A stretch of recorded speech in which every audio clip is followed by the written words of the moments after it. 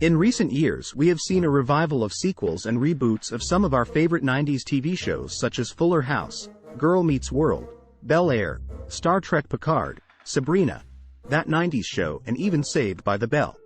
It's partly due to the success of online streaming networks that this was possible. But one show in particular has been out of the spotlight since it went off air in 1998. In 1989, Family Matters was released as a spin-off to Perfect Strangers and ran for 9 seasons, a record for an African-American sitcom behind The Jeffersons. Despite its immense success, the show has never seen a proper reunion or revival. While it's strange that a show like this has been forgotten, we are going to come up with a story concept of a sequel to the series. To tell the story, we are going to focus on the characters. Steve and Laura. They are the main characters of the show who live in the Winslow's house after Laura's parents sold it to them when they moved close to Disney World for retirement. They have 2 kids. The oldest is 15-year-old Stephanie, who is very popular in high school. She's much like her mother Laura, but has different political views which sometimes put her at odds with her family. The youngest is 14-year-old Eddie, who is named after his uncle and a freshman in high school. He's almost exactly like how Steve used to be and comes up with his own inventions. Steve also had an estranged son named Saeed from his ex, Myra, who was revealed to be pregnant shortly after the series finale. While Laura almost broke up with Steve, Myra revealed to Laura that it was actually Stefan's child. Myra tragically died due to complications of childbirth. Stefan did not know Myra had a child and quickly left for Europe after he realized his night with Myra was a mistake. Steve decided to care for Saeed, who became a member of the Noi growing up. Their arguments over black nationalism led to their fallout. Saeed is in a few episodes of the first season and finally meets his real father, who returns from Europe and learns the truth.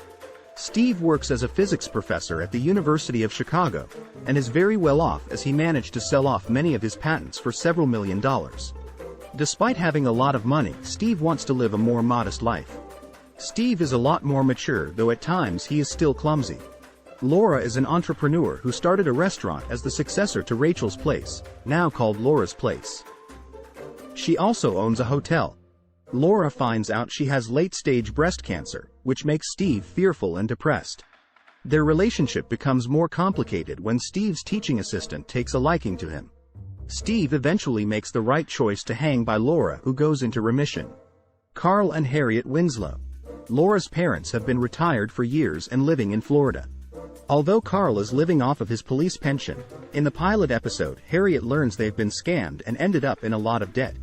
They decided to move back to Chicago to be near their grandkids. Steve and Laura offer the Winslows to stay at their home. Although hesitant at first, Harriette convinces Carl it'll be like old times. Both Eddie and Steve sometimes get on Carl's nerves for some gags.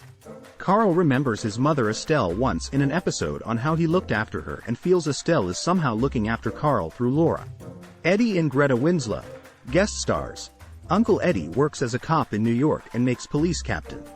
He's married to Greta, who became a lawyer after her wealthy father disowned her.